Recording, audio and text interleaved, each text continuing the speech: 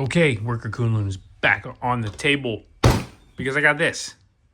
Spring. This is from Aaron, aka Aaron Plinks on YouTube. He sourced a 2mm spring for these bad boys. So we're going to take the 1.8 out, put the 2 in, and see what kind of FPS this gets. I made a couple of other changes to the KunLun. I got some thumb screws all around to take this thing down. It comes apart mega quick now. So let's go ahead, throw this in, and see what we got FPS gains wise. Easy stuff.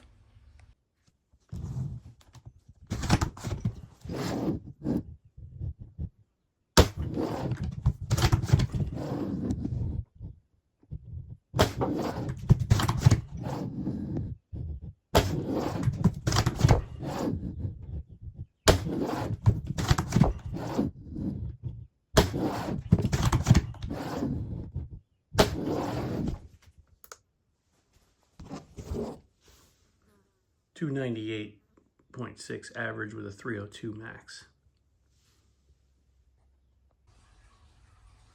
All right, now we've got the bigger barrel on. I went ahead and tested it with that. So same configuration, just a 65 centimeter barrel, so 650 millimeters over 550 millimeters.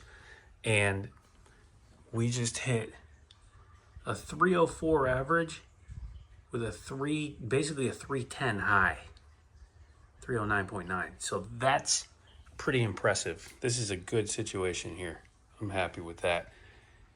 Now we can go ahead and take this thing out.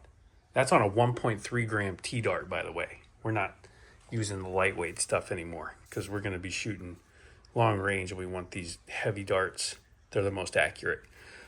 So pretty impressive. We'll go ahead, take it out at the range. That's an impressive improvement with that spring. I'm really happy with that. The spring and the barrel combination work really well. We're averaging well over 300 now on the heavy 1.3 gram T-dart. All right, let's see what it does outside. All right, let's see if we can get on these targets. This is a little over 100 feet, and we're gonna do the 1.3 T-darts. We're gonna jump straight to it. They're hitting 300 FPS, so let's see if this is gonna be any better now at this range. We've got a little bit bigger scope on so I can get a better picture, but it looks good from here. Let's see how close we are. I'm holding dead on number 1. That hit real high. That's a good sign. So we gotta recalibrate our scope for it to hit that high. Before it was dead on target, so we're hitting a lot higher, we're carrying a lot further. So we'll go ahead and we'll change that elevation. Let's see what we got here. Okay, here we go. We're sighted in now. 1.3 gram T-darts at 300 FPS, a little over 100 feet. Let's see how close we can get. Let's get some hits. These are 2-inch targets. It's not easy. Well beyond the normal reach of a Nerf dart. Oh my God, just left. I'm gonna hit the same spot again. Here we go.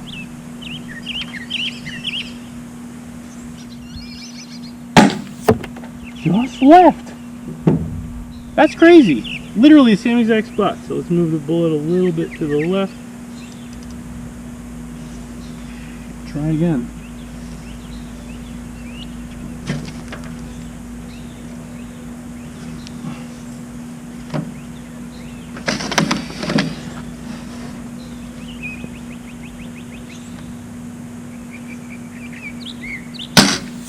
Oh my God, that hit just right.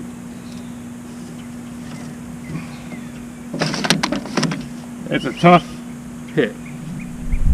Now we got wind. Hit! There we go! Ha-ha! Alright, we got one. Now let's see if we can hit the rest. How many bullets do we have left? We got 1 shot left out of these 5. Add some more. 1 down. 2 down. Ooh, this is good. This is real good. Let's load 5 more.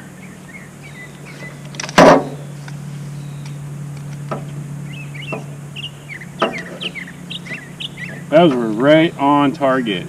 We'll see if that stays the way here. We got 5 more shots to hit the last target. Okay, number 3. Oh, that was a flailer. That did not fly nicely. Let's try again.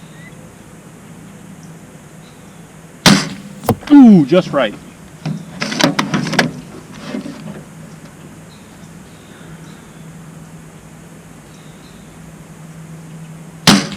Got it. Boom! That's pretty good. That's pretty good. Really impressive. 2-inch targets over 100 feet. We're on them. That's impressive. So, as you can see, our target is way down there. And we were able to knock those 3 2-inch targets down. Those targets are about the size of like a toilet paper roll, maybe a little bit bigger. They're a little bit bigger than a toilet paper roll. So, just for reference. And I mean, this thing is really hitting. You can hear in the video, you can hear those darts hissing coming in. This thing is throwing them downrange nice and fast. Really, really impressive for a Nerf dart. We're talking about a foam dart, guys. We're not talking about a real projectile here. This is literally a piece of foam flying over 100 feet at 300 plus feet per second. So it's going to make a little sound. I have different types to test, but the T-darts have been the best so far. I have the 1 gram T-darts as well. These work good when there's no wind and within 100 feet. Once you get out past 100 feet, these start to lose their velocity quickly. So this catches up to them at this range. So those 1.3 gram Sabre T-darts are king right now as of this video as far as accuracy goes, in my humble opinion, because if I'm able to do that, if I'm able to hit those little 2-inch targets from this distance, come on. This is great. This is great. This opens the door for anybody who wants to do precision shooting safely at home. No firearm. No chance of injuring anyone. I mean, I guess if you hit point blank, you could probably get hurt. But I mean, I can take a hit from this thing 10 feet away for sure. The foam doesn't have much energy, but it goes. I'm really, really excited about this. So basic setup, again, Worker KunLun with a nice optic, well, decent optic, an Amazon optic. It's nice for a crossbow or something like that. 2mm spring. This is a pretty strong spring. The prime is decent. It's not crazy hard, but it's at the limit. I don't think I would want to prime anything harder than this, and I don't think it would gain much more than that. Curry barrel. This actually works. This is giving me some, I'm convinced the accuracy is there because we were not able to get this accuracy before, for sure. Especially considering we're increasing the velocity. Increasing velocity with foam darts is a no-no. They start to go every which way except where you point them. So the longer barrel, maybe it's not giving us an FPS gain, but it is giving us an accuracy gain and a standard deviation gain because the darts were all averaging in the same realm. They were not deviating very far from that 300 FPS, 305 FPS range. Sabre B-Car. This is also, in my opinion, imperative at this point. I know there's some new kids on the block that are coming out, but this one's still king, in my opinion. I've tested quite a few of them at this point, and this one seems to provide the best, again, accuracy, standard deviation. We're not varying very, very much, and that's what you want for precision shooting. Also, still using the Worker catch and plunger. So that's another gain possibly. We're waiting on the Saber plunger and catch. They should be next week, somewhere in that range. I've heard there's FPS gains. We'll see. I'm not too sure. I don't know what to expect, but I've seen a couple of dudes online, Peter Parker and a couple of the guys, Sandman, they're claiming gains. I'd like to see another 15 FPS if I can get it without any increase in stress on the machine. Let's do it. I'm down for that. So we're going to try that, the Saber plunger and catch. The cool thing about them is the Saber plunger has a stainless, or a chromoly, sorry, it's not stainless, chromoly section on the front where there's a lot of wear.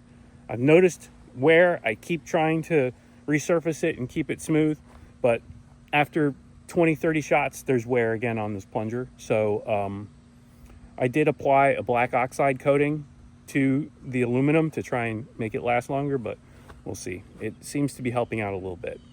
Either way, I'm not putting a lot of shots down range with this. This is a sniper. This is precision shooting, and I'm enjoying every bit of it. So those are the basic mods. We also added the big knob here, as you probably already saw. If you didn't, go check out the other videos. And that's it. That's the recipe. This is a great blaster. So I'm gonna take it in. Made this cool handy dandy cover for it, and we'll disassemble, check for wear, make sure everything's good, and we'll see you in the next one. Is there more on the table? I don't know. It's a beautiful sunset here in Florida. See ya.